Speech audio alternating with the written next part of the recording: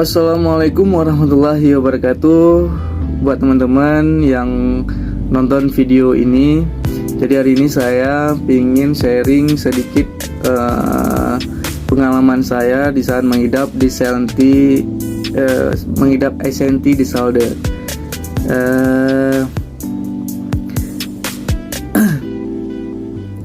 Jadi saya ingin cerita pengalaman saya dari tahun 2017 awalnya saya kena SNT disorder.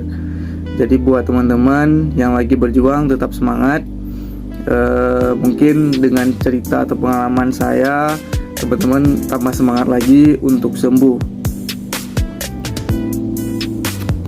Jadi SNT disorder ini adalah gangguan kecemasan, gangguan kesehatan mental yang ditandai dengan perasaan khawatir, cemas, atau takut yang cukup kuat untuk mengganggu aktivitas sehari-hari. Contoh gangguan kecemasan itu serangan panik yang tiba-tiba datang yang membuat kita rasanya saat itu juga kita bakalan mati. Gejalanya biasanya berupa stres tidak sesuai dengan dampak peristiwa, ketidakmampuan untuk menepis kekhawatiran atau kegelisahan. Jadi teman-teman,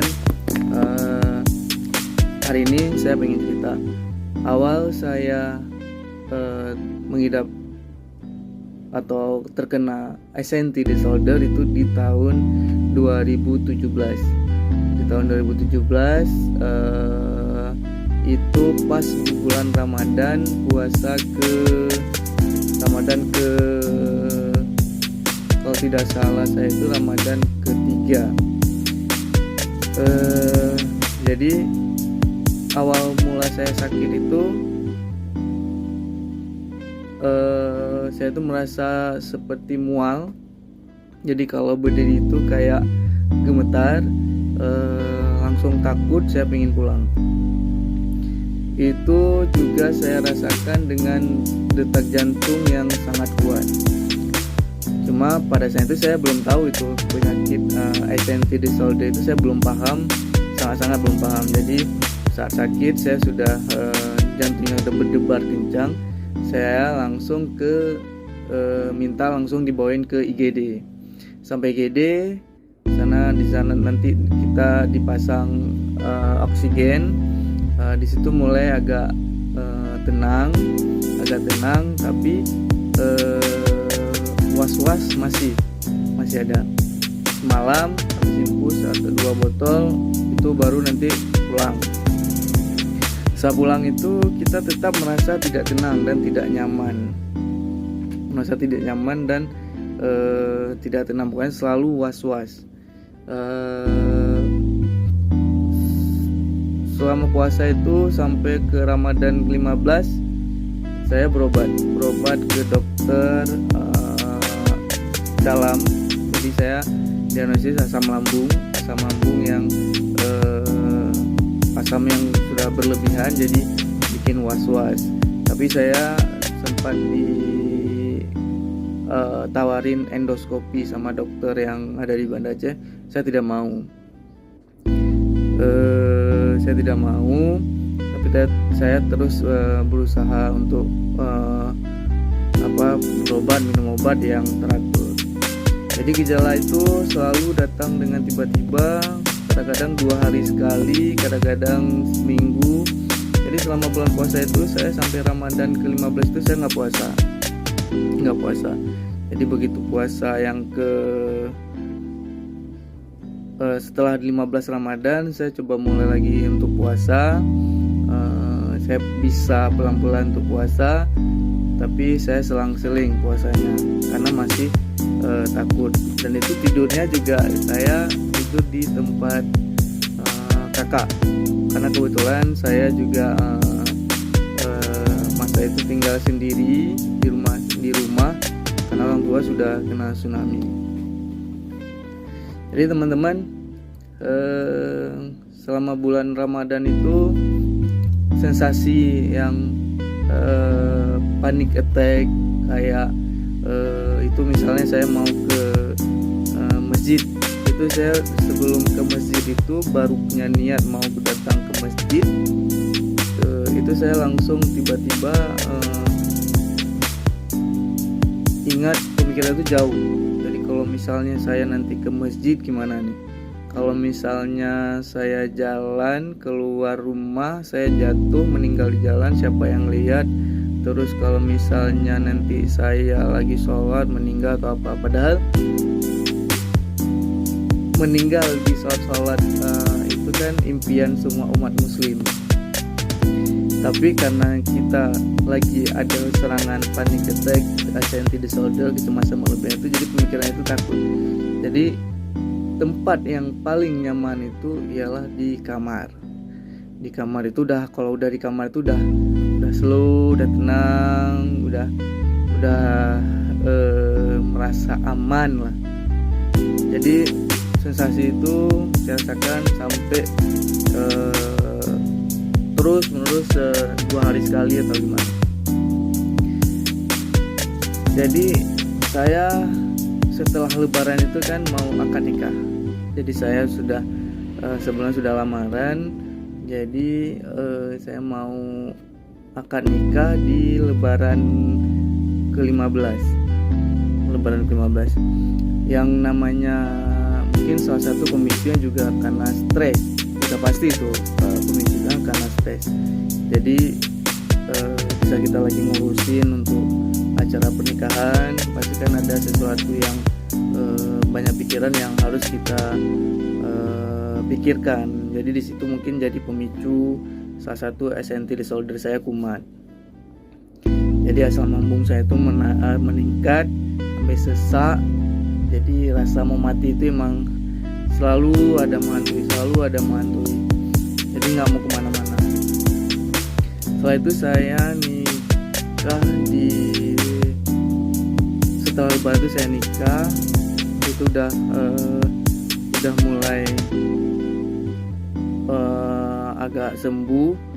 Jadi sudah mulai ini, tapi anxiety disorder itu selalu datang dengan waktu-waktu ya yang tidak pernah kita tahu. Tiba-tiba aja udah langsung jantung tubat, jadi langsung kayak orang mau mati lah. Jadi teman-teman, setelah itu saya nikah, saya berkeluarga. Di situ saya masih belum lepas dengan anxiety. Semakin lama semakin parah. Kenapa? Setiap hari itu saya kerjanya itu browsing, terus browsing. Jadi browsing tidak asal ada, misalnya saya ini sakit kepala sebelah kanan, saya browsing. Kenapa?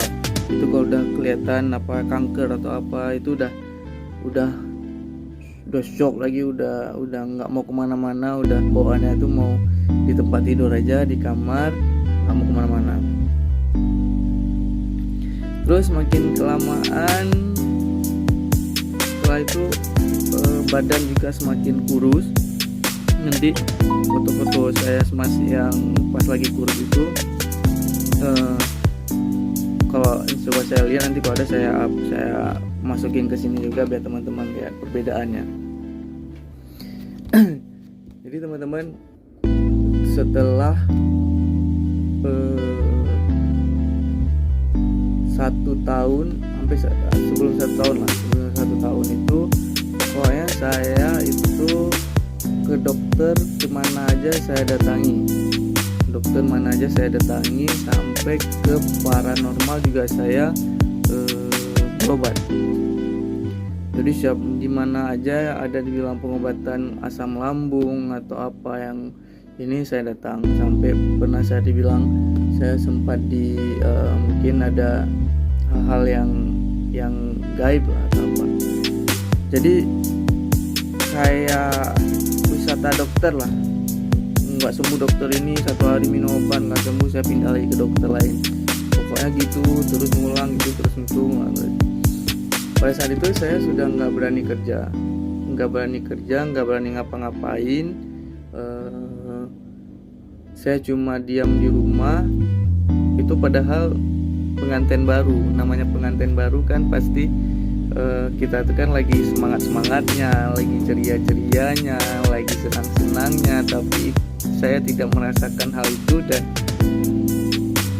istri saya apalagi yang dia rasakan itu. Saya tuh kayak orang yang cuma terbaring di kasur, kayak tidak bisa berbuat apa-apa. Tapi itulah pengalaman saya yang semenjak saya mengidap SNT disorder. Pokoknya hari-hari saya itu penuh dengan ketakutan, tidak berani kemana-mana, jangankan keluar, ke masjid pun saya nggak berani. Jadi karena takut jatuh, tiba-tiba nanti saya meninggal, kayak mana, siapa yang tolong, kayak mana nanti istri saya atau apa. Pokoknya terus berpikiran negatif. Jadi teman-teman, sampai setelah 3 bulan saya nikah, itu badan saya langsung drop terus dari berat badan 65 kilo turun jadi 45 kilo. Sebelumnya saya sempat diajak sama paman saya itu berobat ke Malaysia, ke Penang. Jadi sampai di sana saya dicek semua tuh, dicek gula darah, dicek darah, dicek jantung, EKG semua. Pokoknya segala keluhan itu saya bilang. Sampai sana hasilnya itu bagus semua, paru-paru saya bagus, foto ronsen toraks saya juga bagus, nggak ada kelihatan apa-apa. Terus yang dugaan di sini, oh ya sedikit. Jadi dugaan pas di sini tuh dokter karena melihat mata saya agak kuning atau apa, jadi dugaan dokter itu saya itu hepatitis. Waktu dibilang hepatitis itu saya semakin stres lagi. Yang tadinya udah makan 3 sendok, pas sampai kabar itu, begitu ke dokter, tiba-tiba saya shock lagi, drop lagi badan, nggak mau makan, nggak mau ini karena kepikiran kalau saya kena hepatitis lagi. Besoknya saya cek di lab, hasilnya keluar saya tidak hepatitis, normal semua. Masih belum yakin, akhirnya paman saya ajak saya itu ke Malaysia, ke Penang. Sampai di Penang juga hasilnya bagus semua. Terakhir saya bilang sama dokter di sana, dok, gimana kalau saya di endoskopi aja, karena udah penasaran juga nih kan, karena nggak sembuh nih dok, udah 3 bulanan saya kayak gini terus, badan saya itu semakin kurus. Tidak, kata dokter itu, kamu jangan buang-buang duit, nggak usah di endoskopi, kata mereka, karena dari hasil lab ini tidak ada bakteri di dalam perut, nggak tahu lah perut. Pokoknya hasilnya itu bagus semua, tinggal sekarang kamu kelola stres kamu. Tinggal kamu kelola stres kamu. Hasilnya bagus semuanya, pokoknya nggak ada masalah. Kamu tuh jangan buang-buang duit, sekarang kamu tuh masih muda, minum vitamin, makan yang banyak, nggak ada makan yang banyak, pokoknya semangat lah. Kalau dari hasil lab kamu itu sehat. Ya udah, oke dok. Jadi sukses dokter itu pulang ke apartemen yang di Penang itu saya sudah sehat, memang sehat. Terus saya dari Penang itu sempat jalan-jalan lagi ke Malaysia dengan perjalanan itu sekitar 6 jam kalau nggak salah.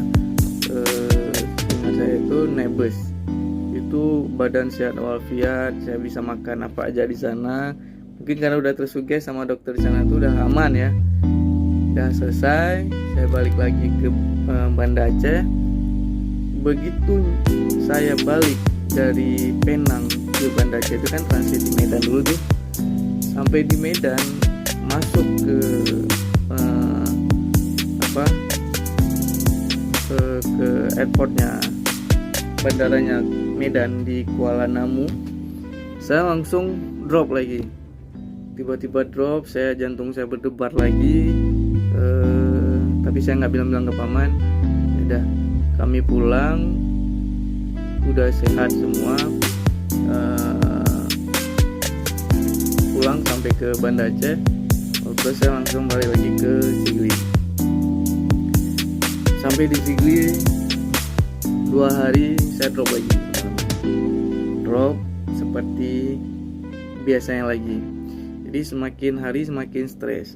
Oke, terus saya berobat lagi ke, pokoknya saya di mana ada yang bilang, oh di sini bagus nih berobatnya nih, saya datangi, sampai dibilang yang paling penting poinnya, kalau misalnya teman-teman berobat dengan hal-hal yang gaib atau apa, kan contohnya saya ini bilang, oh ini ada sesuatu yang miring, atau maksudnya kayak oh ini ada yang gak suka sama kamu atau apa, itu pulang dari situ saya langsung drop lagi, karena kepikiran siapa yang gak suka sama saya, siapa ini yang gak senang sama saya.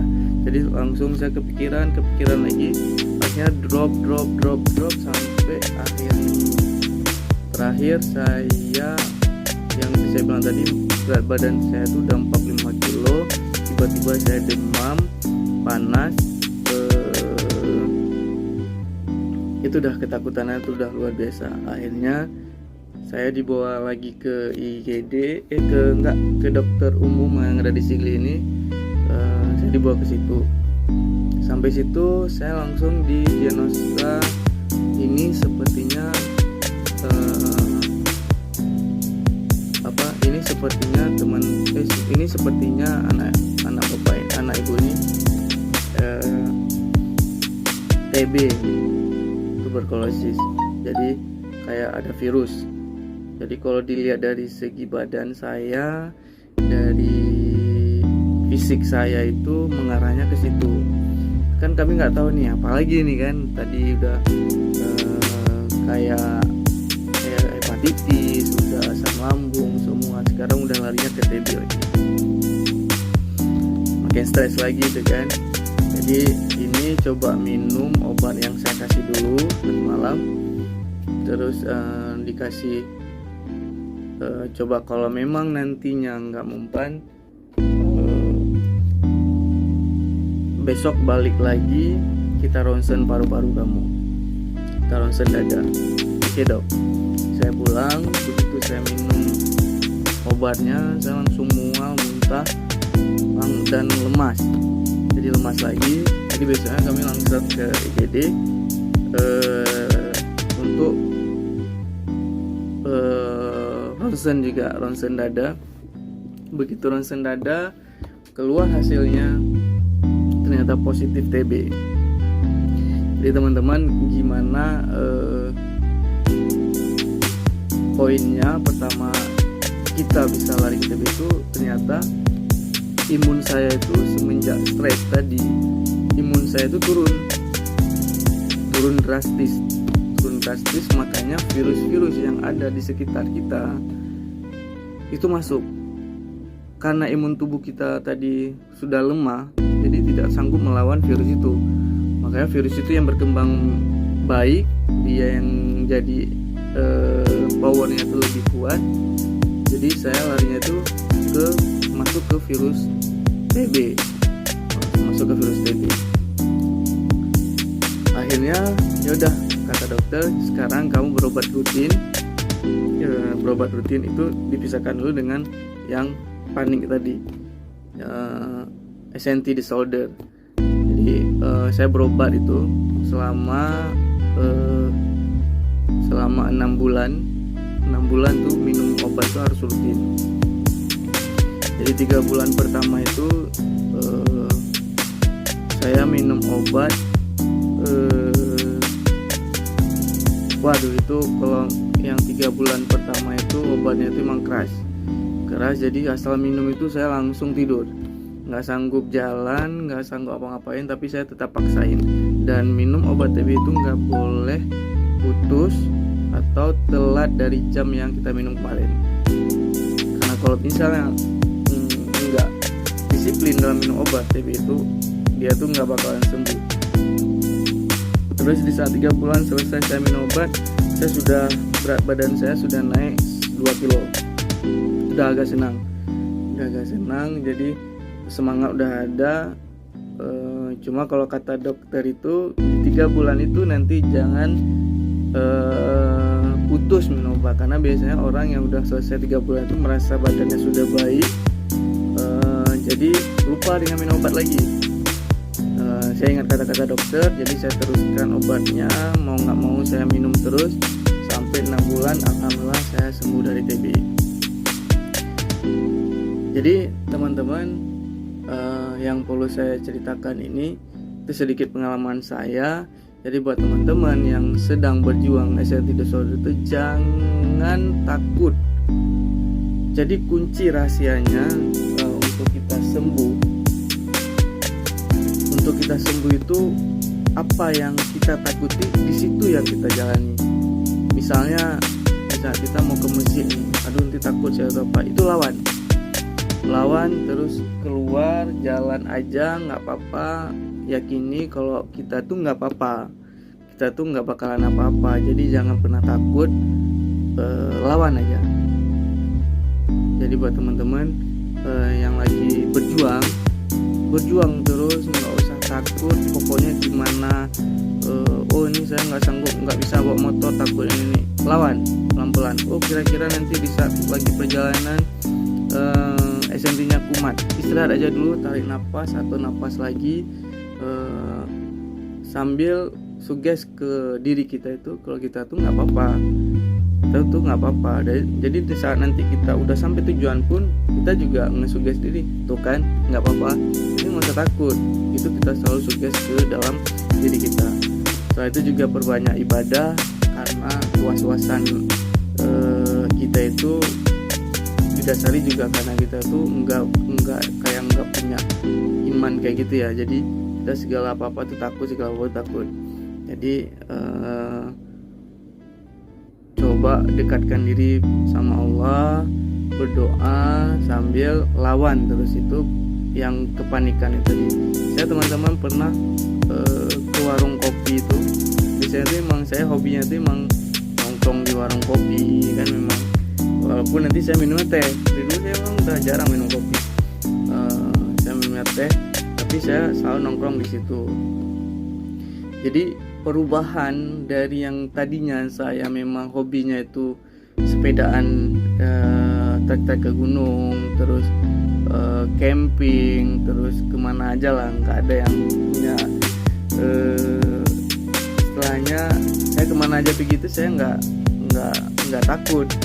Jadi tiba-tiba saya langsung dapat SNT disorder panic attack itu, mengidap itu, perubahan itu, waduh, memang kita bilang tuh emang kayak bukan saya. Saya selalu pikir ini bukan saya. Saya dulu nggak kayak gini, tapi untuk melawan itu saya nggak mampu itu. Tiba-tiba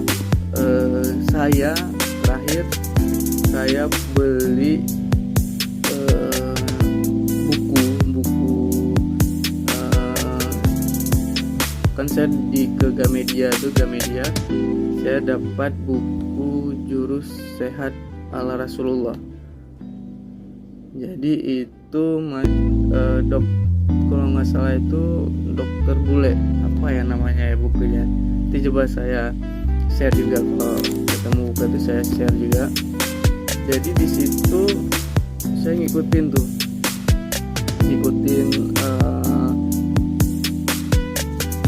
pedoman buku itu. Jadi minum jeruk nipis, terus saya minum madu gitu pelan-pelan sama di situ juga ada recovery tentang sugesti yang positif. Jadi saya menemukan itu sampai akhirnya itu saya tahu Dokter Zaidul Akbar itu.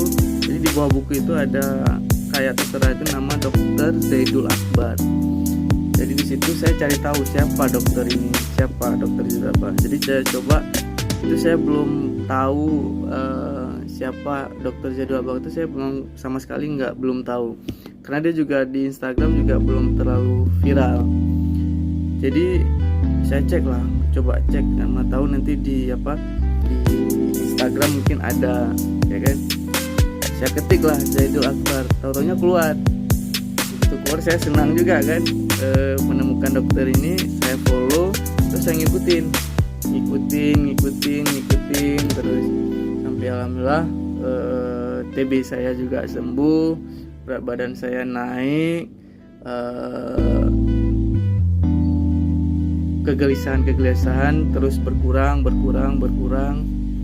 sampai akhirnya, walaupun sampai sekarang tiba-tiba sensasi sampai sekarang itu kadang-kadang sensasi itu juga muncul sesekali, tapi ya saya udah nggak usah dipikirin karena kan memang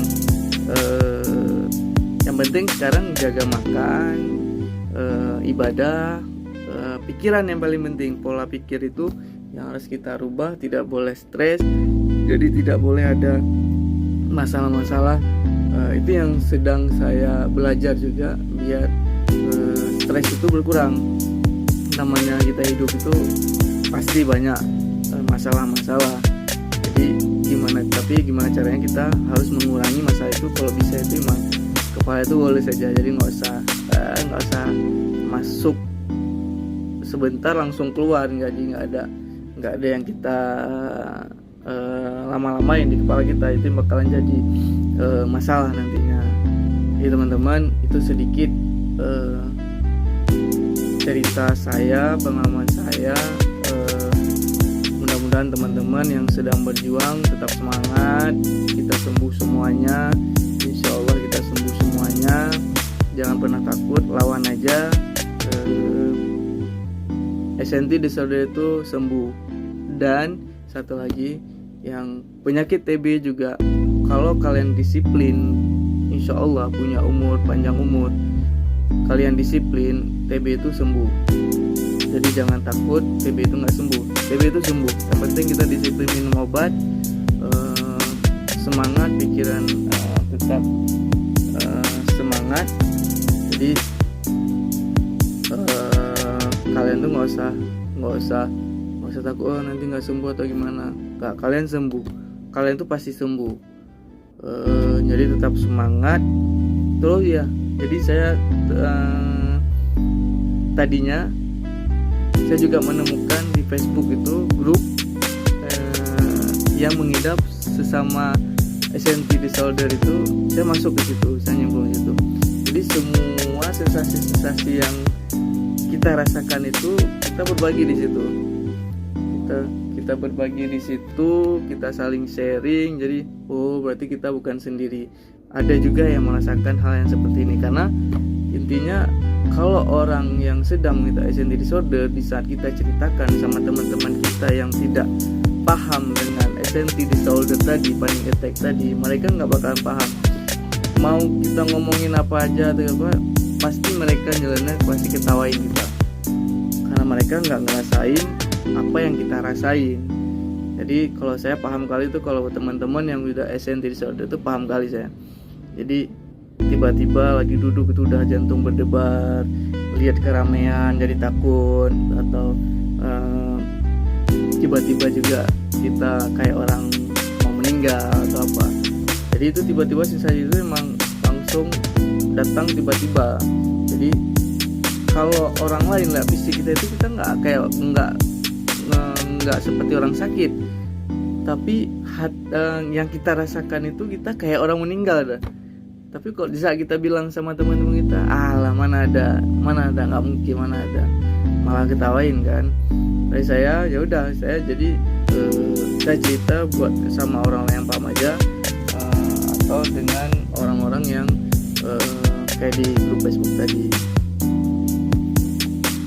Jadi kayak di Facebook itu ada komunitasnya, makanya saya gabung situ. Jadi ya saling berbagi di situ, saling semangat, saling mensupport, biar kita saling kita saling menyemangati, biar teman-teman kita juga sembuh seperti kita.